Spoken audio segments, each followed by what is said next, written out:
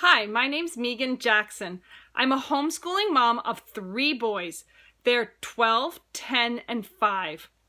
Today I'm really excited to talk to you about gentle parenting and how that leads to homeschooling success.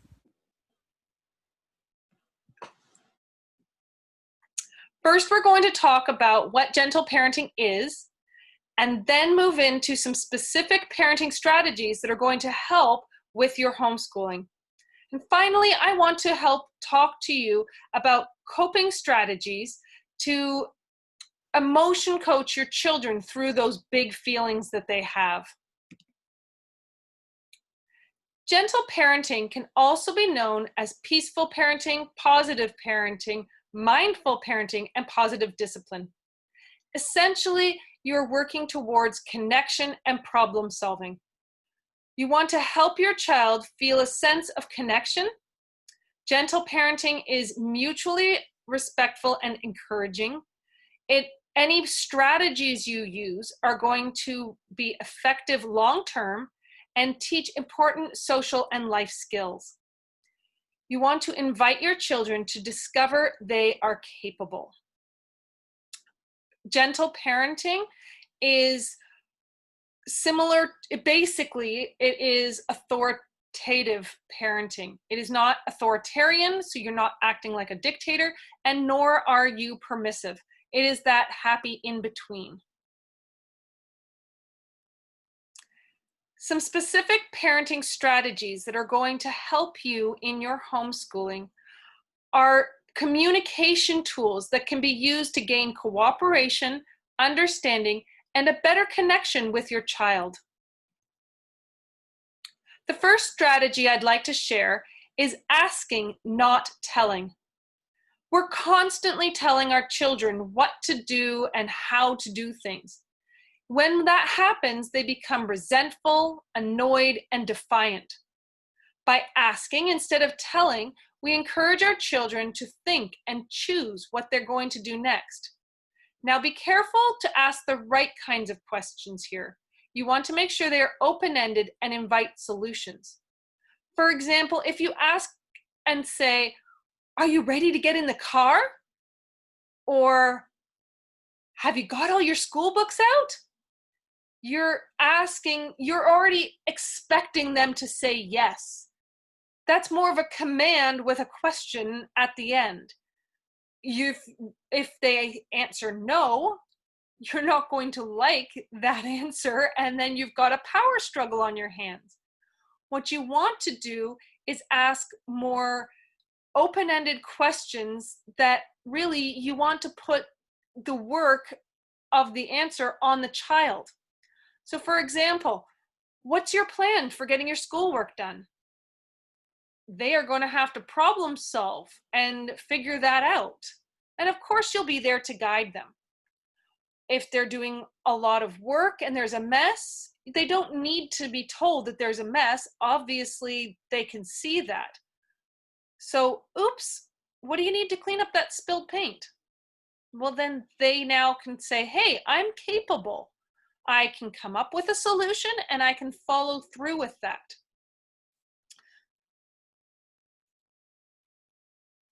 The next strategy I want to share is taking time for training. This is going to be an important part of teaching your children both life skills and academic skills.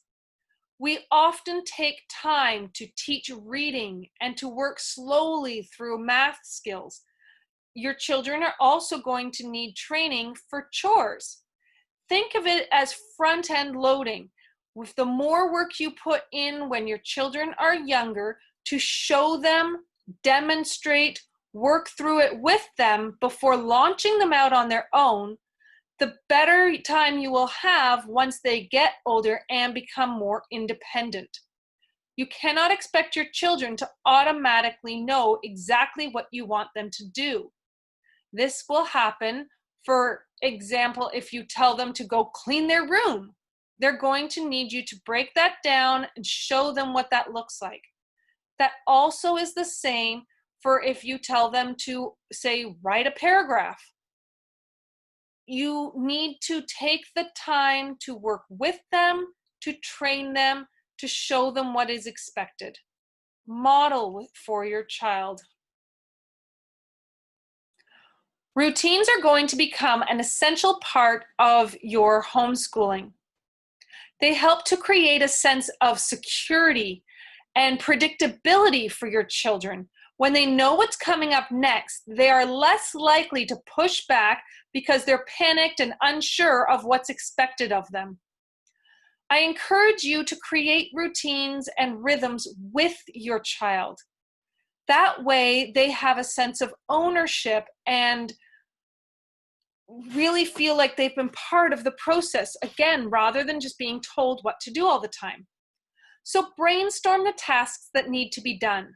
Then work together to create charts using pictures or words. You can create routines and rhythms for your whole week or your day. You might even make a routine for part of the day. A lot of families have evening routines, and that way the child can refer to the pictures and know what's happening next and what to do to get ready. For a while, when we were going to a co-op, rather than me nagging my children as to what they needed to do to get out the door, we created a little chart. And it had exactly what they needed to pack and what they needed to do, so then I could refer to that and they knew what to get done. I encourage you to not take away a sense of accomplishment by adding rewards and stickers to any charts or routines that you have. I know it's tempting, but really then you're setting your child up to be a praise junkie, and they aren't just satisfied with that sense of accomplishment of completing the task on their own. We all want our children to be able to grow up and be great at problem solving. When you're thinking about parenting, look at the long-term goals that you have for your children. What are those big things that you want, those big characteristics, those big skills that you want them to have when they are adults and leave your home, having been home with you all this time? I guarantee that problem solving, communication, kindness, life skills are all going to be on your list. So then use the daily challenges that come up, and there will be challenges, to practice these things. You can practice problem solving daily because there will be problems with your kids, especially if they're home with you all day. Family meetings are a great way to model these important life skills. Weekly meetings that you have show the children that when they have problems, they will be addressed. But you can problem solve anytime. First, identify the problem. Do this without blame, shame, name calling, all of that. You want to just figure out what was the actual problem we're dealing with. Then brainstorm solutions. We are not brainstorming punishments and retribution. We're brainstorming solutions to avoid the problem or fix the problem at hand. Then, whoever needs to, either you or your child, whoever's involved, pick one that works for everybody. Try it out for a while. Then evaluate. If it worked, fantastic. Then we don't have that problem anymore. But if it didn't, you can also celebrate because you tried. You learned how to problem solve, and now you can try a new one. This way, you're showing your children also that mistakes happen and what to do about them. When things don't work out our way, when a problem isn't solved, what do we do as an adult? Let's teach that to our children through family meetings or through problem solving. There are so many more strategies that I'd love to share with you, all about how gentle parenting, showing empathy and connection with your child is going to lead to better homeschooling. But for now, let me break down a few for you. Small steps is when you take a large task, such as a project, an essay, cleaning their room, into smaller, more manageable tasks. This becomes less overwhelming and more clear for your children. Encourage your children. Now, encouragement is very different from praise. Praise is that, good boy, wow, you can do it. But it's not specific enough. They need to know exactly what should be proud of. And also you want your encouragement to help the child feel a sense of pride in themselves. So things like, wow, you must have worked really hard on that. Now the child's thinking, yeah, I did work hard on that. Thank you for noticing. Or when you give specific details rather than, wow, that's a nice picture. That seems a little fake and they can tell. But when you talk to them about or ask them questions about what it is they drew and how that made you feel, then that gives them more specifics, more direction, and again, it helps them to feel capable. The next strategy would be kind and firm. It is okay to set loving limits.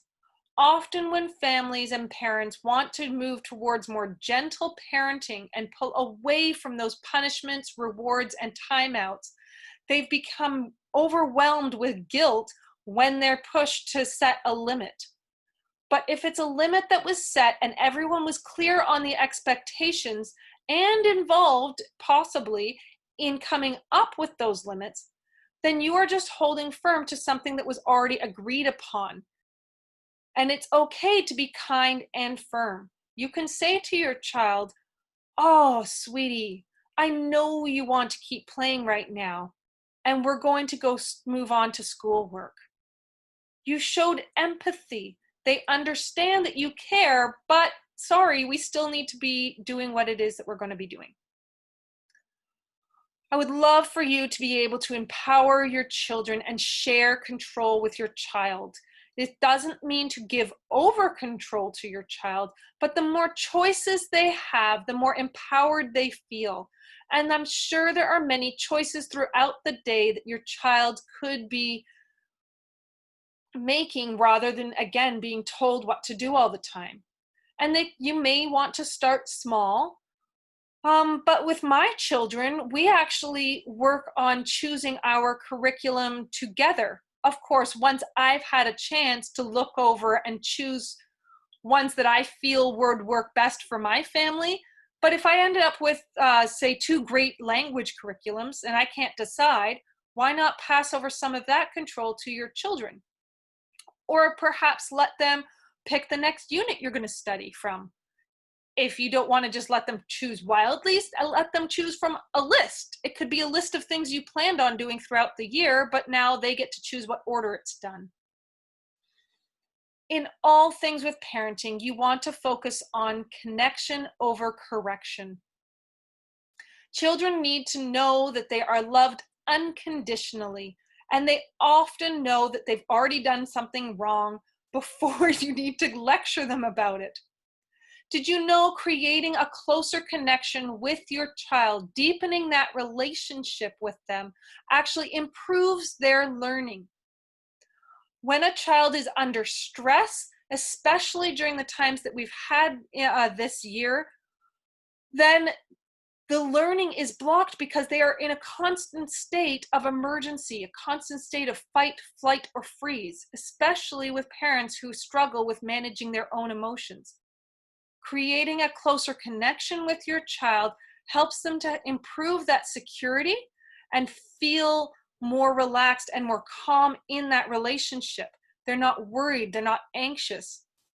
So then the whole brain is able to work together and they're able to see that there is a guide, there is a loving person there to help them work through whatever they are facing in life. And so they're more willing to take risks and they're more willing to be accepting of mistakes that come up. in order to win cooperation with our children, because we do want them to be on our side and to be more willing to do the schoolwork. Children feel encouraged when you understand their perspective and point of view. You can express understanding for your children's thoughts and feelings. Show empathy. This doesn't mean you condone, but you can certainly take time to hear their side of the story. You definitely want to share your thoughts and feelings after your child has had a chance to, because they're going to be more willing to listen after they've been listened to. And when you're feeling your thoughts and your feelings, please do not go rambling on about your childhood and what you had to put up with, because they are going to tune you out unless your story is relevant and that you've shown empathy first. Then move on to finding solutions and focusing on that together. We touched on this briefly a few minutes ago, but it really deserves a little more attention. Connection with your child improves their learning. When you have a deep, secure relationship with your child, they feel safe and understood.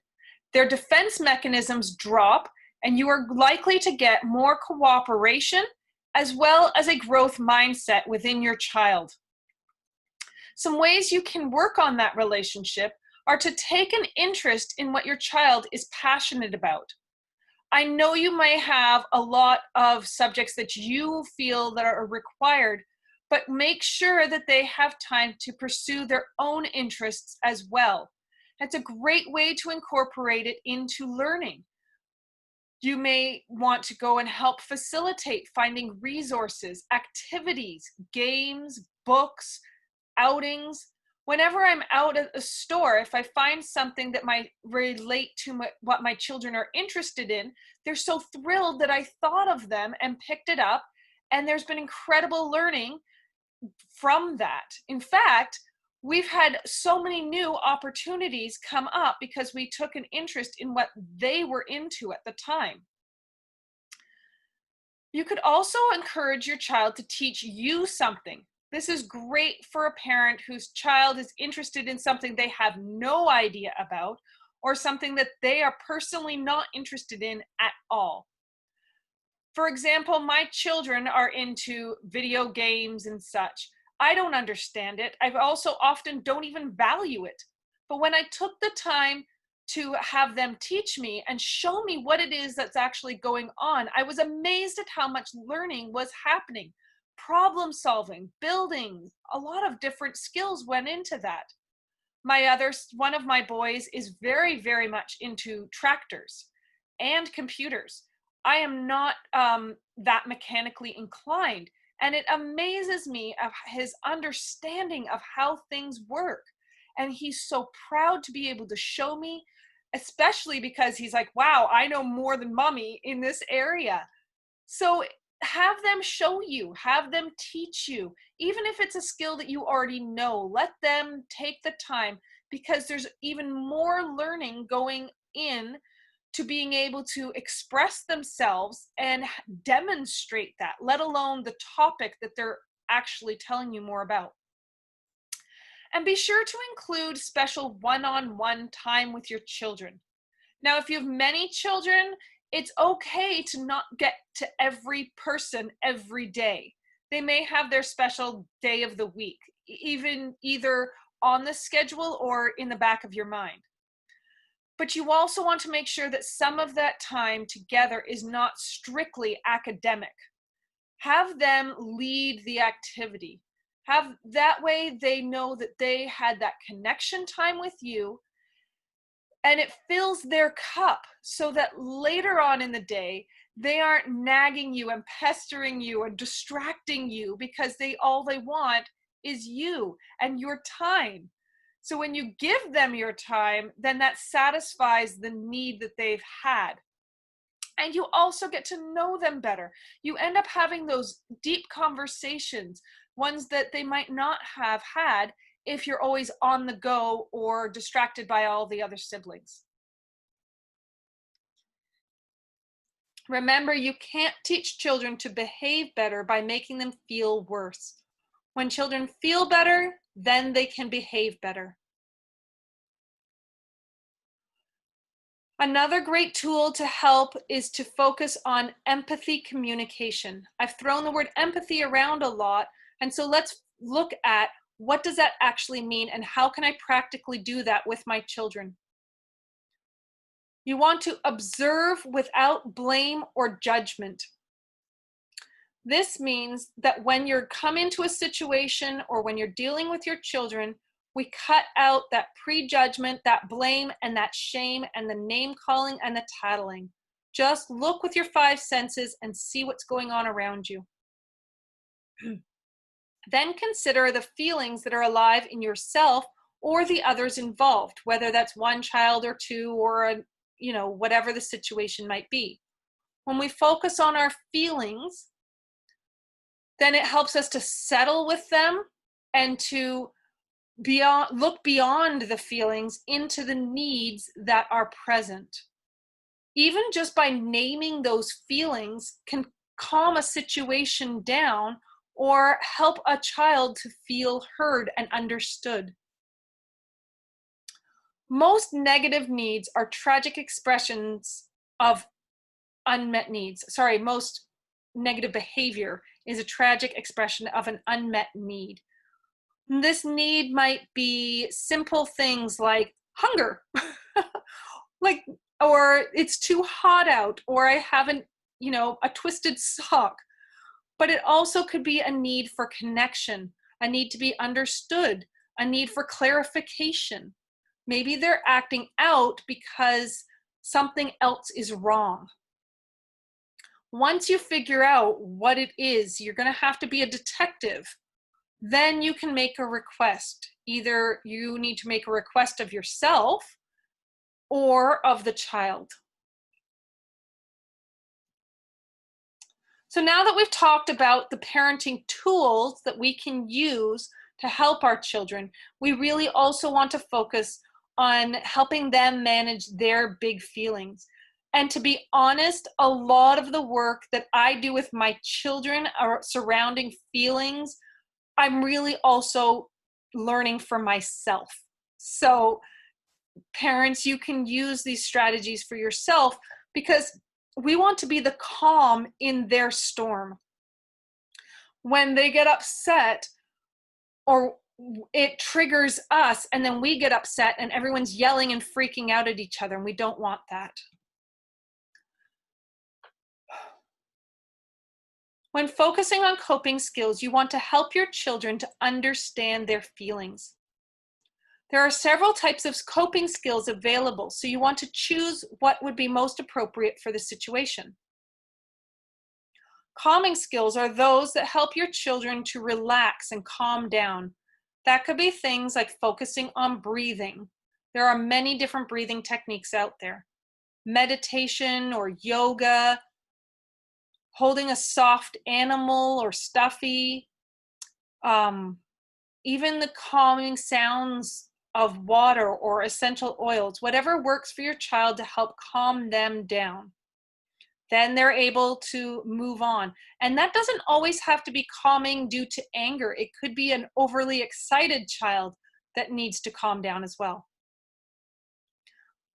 Physical skills are great for getting out the wiggles and any aggression that you might notice in your children so that they are able to calm down and get all that movement out in their little bodies so that they can then focus on their schoolwork.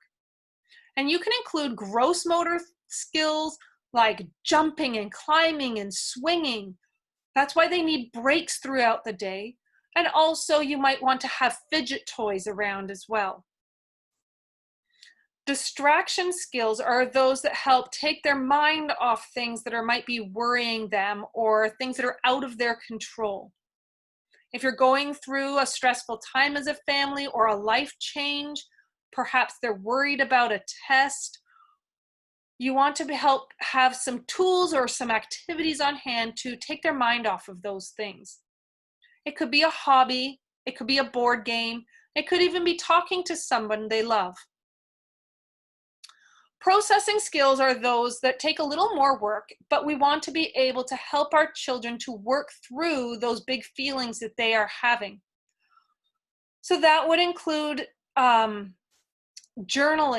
or finding music selections that fit their mood, having conversations with them, maybe doing art, things that allow them to really process and work through how they're feeling. I encourage you to try out several skills to find out what works best with your child. You could do those as a family. Try out several skills to see what works best for your child. Also practice them when they are calm so that when they are needing to use the coping strategies, it's not like you're introducing something new. You can even do these as a family and pick one or two to try out during the week. Remember, you want to breathe to calm down. Often people say, calm down, take a breath, but you're using the breathing to help calm you down. It's also important to talk about feelings as a family so that it's not one of those taboo subjects in your house. You want to be able to welcome all feelings that are expressed. In order to do that, here are some ideas. And I think I forgot one, so I'm going to start with that, and that would be to use picture books. There are amazing picture books that are focused on feelings and different situations that children go through. That makes it less threatening, and they can find themselves in the characters that you're reading about. Another idea would be to create a feelings wall. I mentioned before that when I talk about feelings, it's often more for myself, and that's what I did when I created a feelings wall. That essentially is a wall in my house, and you could use a binder as well, that has reminders, verses, quotes, posters, all about feelings and calming strategies and reminders for myself and my children as well. A safe place to calm down is essential. Rather than having a timeout spot, you want a time in spot, a place that they know that they can go to relax. You could also create a basket or a portable container that has things like fidget toys or silly putty, some calming strategies on note cards, a notebook, some small toys, anything that would help with a relaxing, calming spot. Also, like I mentioned earlier, practice some of these coping skills as a family. Make posters and reminders together for your wall. And try to include some fun things. The more laughter and giggles you have in your family, again, more connections, more learning. It's a win-win for everybody. Thank you so much for joining me for this session about gentle parenting and homeschooling success. I look forward to connecting with you further.